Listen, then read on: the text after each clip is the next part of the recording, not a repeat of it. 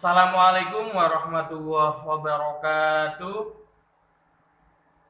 Selamat pagi semuanya.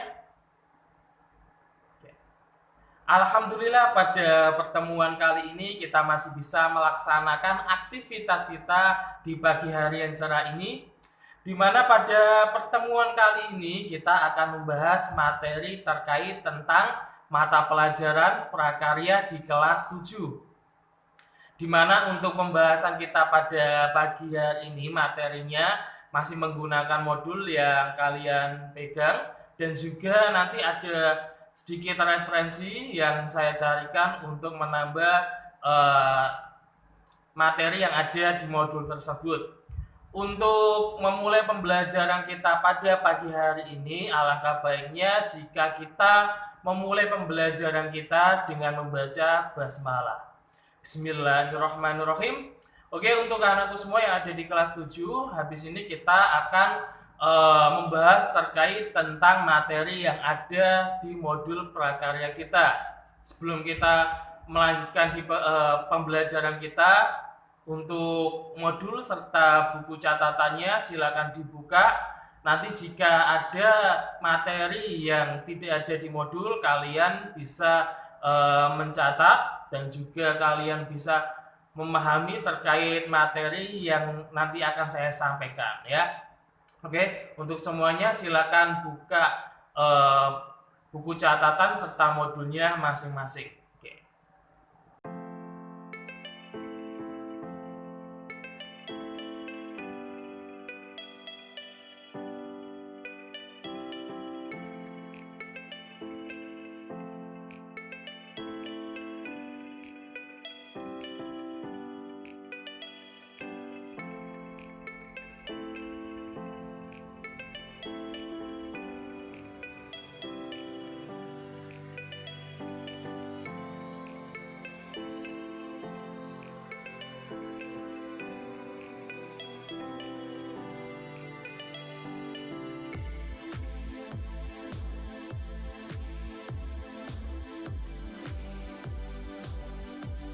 Untuk pembahasan materi kita untuk pertemuan pertama di semester genap, kita akan membahas materi terkait tentang kerajinan limbah lunak. Oke.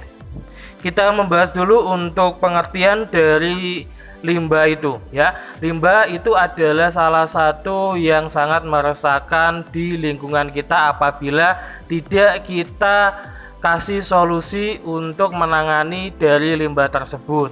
Ya, limbah itu sama halnya dengan sampah. Limbah adalah suatu bahan yang terbuang atau dibuang dari hasil aktivitas manusia maupun perusahaan yang dilaksanakan atau dilakukan sehari-hari maupun proses alam yang belum memiliki nilai ekonomis. Kadang-kadang limbah itu kalau tidak kita manfaatkan atau tidak kita buat kembali, itu bisa menimbulkan hal yang meresahkan bagi masyarakat. Jadi kalau kita tahu ada limbah, paling tidak kita saring atau kita buat limbah tersebut menjadi bermanfaat. Oke, selanjutnya kita akan membahas terkait tentang limbah lunak itu. Apa sih itu limbah lunak? Limbah lunak adalah limbah yang mengacu pada kata yang sifatnya itu lunak. Limbah lunak yaitu limbah yang bersifatnya lembut, empuk, dan mudah dibentuk. Contoh halnya adalah plastik, styrofoam, dan lain sebagainya yang biasanya itu ada pada limbah industri di domestik atau di perumahan. Oke, kita masuk pada pembahasan kita terkait tentang dampak dengan adanya limbah tersebut. Dampak atau akibat itu biasanya ada positif maupun negatif. Di sini dampak yang pertama adalah dampak buruk dengan adanya limbah tersebut. Dan juga dampak baik ya. Dampak yang pertama yaitu dampak buruk. Dampak buruk itu menimbulkan pemandangan menjadi tidak indah di lingkungan sekitar kita, ya. Contoh halnya jika kalian berada di asrama, setiap hari pastinya kalian itu makan snack, minum dari plastik tersebut, ya, bungkus plastiknya. Itu kadang-kadang tidak sadar kita membuang secara sembarangan.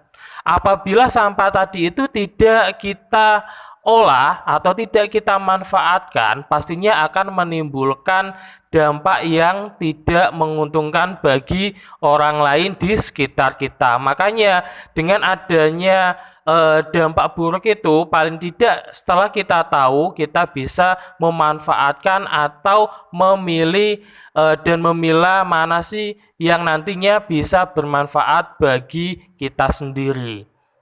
Untuk dampak buruk yang kedua yaitu menghasilkan bau yang tidak sedap, ya. Kalau ada limbah, apalagi limbahnya itu limbah rumah tangga, yang pastinya setiap hari itu pasti ada. Kalau tidak kita buang, lambat laun nanti akan menjadi bau. Untuk itu, dengan adanya limbah yang bau itu, apabila kita bisa menangani, nantinya untuk bau tersebut tidak akan ada lagi.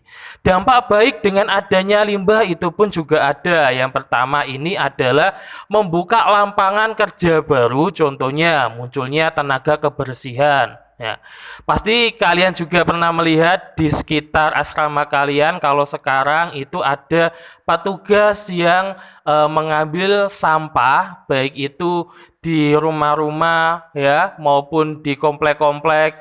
Itu dengan adanya tenaga kebersihan, ya, itu bisa membuka lapangan kerja yang tadinya itu tidak punya pekerjaan. Dengan adanya sampah yang dipilih-pilih tadi itu, dipilih dan dipilah, nantinya kita membutuhkan tenaga kebersihan tersebut. Yang kedua, meningkatkan kreativitas dari pengolahan sampah, ya. Sampah kita pilah, ya, mana yang bisa kita manfaatkan kembali dan mana yang tidak. Kalau bisa kita manfaatkan, kita bisa buat menjadi suatu karya yang bisa bermanfaat bagi kita dan juga orang lain. Oke.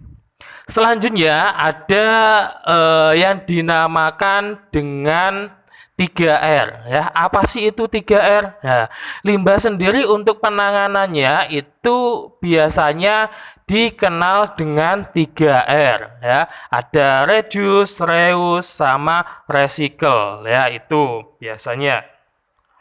Tapi di sini limbah kalau dikelompokkan, ya, itu ada 3 bagian, ya. Jika kita lihat dari pengelompokannya, yang pertama kita lihat berdasarkan wujudnya.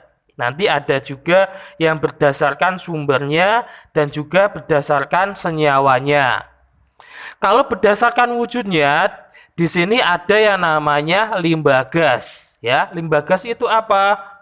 Limbah gas adalah jenis limbah yang berbentuk gas, di mana untuk wujud dari limbah gas ini biasanya ada yang namanya kayak karbon dioksida atau CO2, ada karbon monoksida atau CO, ada juga HCl, NO2, dan juga ada SO2. Itu adalah contoh-contoh dari limbah gas, ya. Yang kedua ada yang namanya limbah cair. Ya, limbah cair ini biasanya jenis limbah yang memiliki sifat ataupun jenis fisik yang berupa zat cair. Contohnya, kalau di perumahan biasanya orang tua kalian kalau setiap kali mencuci itu biasanya kan ada sabun, ya, sabun yang sudah air yang dialiri dengan deterjen tadi. Itu adalah salah satu limbah kimia yang berasal dari bekas dari cucian tadi. Ada juga air hujan, rembesan AC, ada juga air sabun dan juga minyak goreng yang dibuang atau jelantah. Itu semua termasuk ke dalam contoh dari limbah cair. Selanjutnya contoh yang ketiga yang berdasarkan wujudnya itu ada yang namanya limbah padat. Limbah padat di sini adalah jenis limbah yang bentuk fisiknya itu berupa padat. Contohnya seperti kotak kemasan, bungkus jajanan, plastik, botol, kertas, kardus ya, yang biasa bentuk fisiknya itu padat ya. Selanjutnya, jika kita lihat berdasarkan sumbernya, kalau wujudnya tadi ada 3, limbah gas, limbah cair, dan juga limbah padat.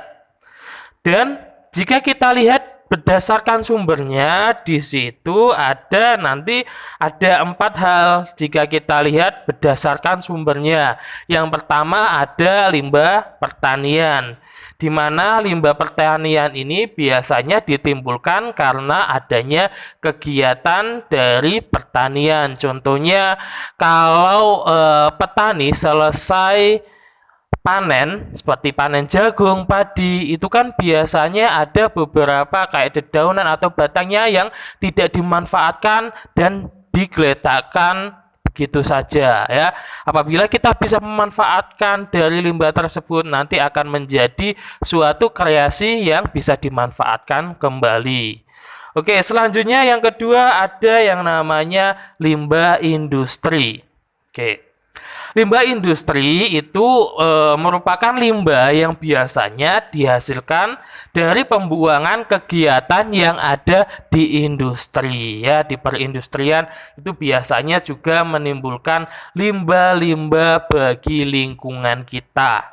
Yang ketiga ada yang namanya limbah pertambangan. Limbah pertambangan kalau kita lihat dari sumbernya itu berasal dari kegiatan pertambangan. Ya. Yang terakhir itu ada yang namanya limbah domestik ya. Limbah domestik ini, kalau domestik itu seperti limbah-limbah yang dihasilkan oleh orang yang ada di rumah tangga ya. Kegiatan rumah tangga ya, itu biasanya dinamakan domestik atau limbah yang berasal dari rumah tangga, pasar, restoran, serta pemukiman yang banyak penduduknya. Itu jika kita lihat berdasarkan sumbernya. Yang terakhir jika kita lihat dari pengelompokannya berdasarkan senyawanya. Oke. Berdasarkan senyawanya, limbah itu dikelompokkan menjadi 2. Yang pertama ada yang namanya limbah organik ya. Limbah organik sendiri itu adalah limbah yang mudah diuraikan ya ataupun cepat membusuk. Ya, kalau limbah organik itu adalah limbah yang mudah terurai. Selanjutnya ada yang namanya limbah anorganik. Limbah anorganik sendiri ini adalah kebalikan dari organik.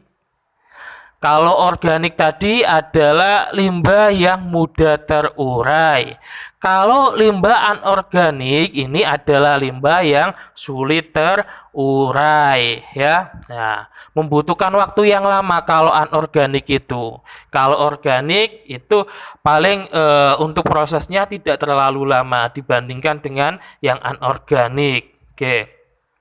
Jadi untuk limbah yang dikelompokkan, pengelompokannya itu diklasifikasikan menjadi 3.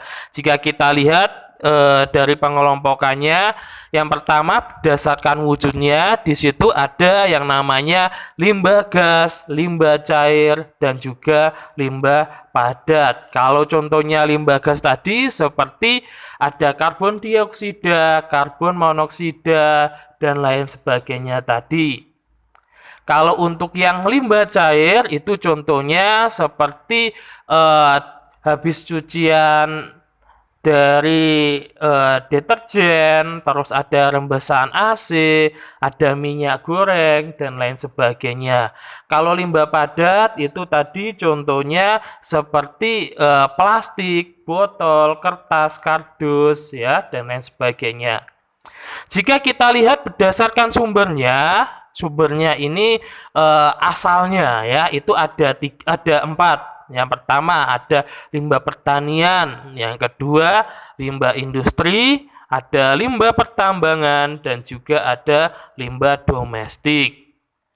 Yang terakhir itu ada yang namanya limbah berdasarkan senyawanya, limbah organik dan juga anorganik tuh. Nah, dan jika kita lihat ya untuk masalah pengolahan di sini itu ada beberapa cara agar untuk pengolahannya itu menjadi tidak terlalu banyak ya. Ini ada yang namanya contoh dari prinsip-prinsip yang biasanya digunakan untuk mengolah bahan limbah lunak. Itu ada 3R yang tadi saya sebutkan. Yang pertama itu nanti ada yang namanya reduce atau mengurangi, ada reuse atau menggunakan kembali, dan juga ada recycle atau mendaur ulang. Kita bahas terlebih dahulu yang pertama, yaitu terkait tentang reduce ya atau mengurangi.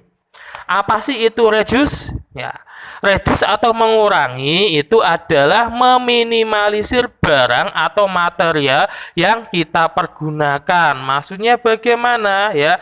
Biasanya semakin banyak kita menggunakan material, itu semakin banyak sampah yang akan dihasilkan. Jadi apabila ada barang yang masih bisa kita gunakan kembali. Contohnya apabila kamu ingin minum dari botol, gunakanlah botol yang bisa kita gunakan beberapa kali, jangan yang sekali pakai ya tuh. Selanjutnya yang kedua itu ada yang namanya reuse atau menggunakan kembali, meminimalisir barang atau material yang kita pergunakan. Oke, nah maksudnya hindari pemakaian yang sekali pakai lalu dibuang. Contohnya tadi seperti botol ya. Botol kalau satu kali pemakaian ya itu jangan dipakai ya. Makanya kalau untuk sekolah yang sudah adiwiyata itu di sekolahnya diwajibkan untuk membawa botol sendiri ya. Untuk tempat makanannya juga, agar nanti di sekolahan itu tidak terlalu banyak sampah yang menumpuk. Yang terakhir itu ada yang namanya recycle atau mendaur ulang. Di sini untuk recycle sendiri itu adalah kita memanfaatkan kembali ya barang-barang yang sudah tidak terpakai atau tidak digunakan, kita daur ulang kembali ya, agar nanti tidak menimbulkan banyak limbah ya yang masih bisa kita pakai, kita daur ulang kembali menjadi barang yang bermanfaat ya. Itu tadi untuk pembahasan kita terkait tentang pertemuan pertama di mata pelajaran prakarya. Oke. Saya harap kalian masih tetap semangat untuk pembelajarannya. Sebelum saya tutup, saya harap kalian membaca-baca kembali materi yang ada di modul dan juga ulasan yang sudah saya sampaikan kali ini ya. Marilah kita tutup untuk pertemuan kita pada pagi hari ini dengan membaca Alhamdulillahirabbil alamin. Kurang lebihnya mohon maaf. Akhirul kalam. Assalamualaikum warahmatullahi wabarakatuh.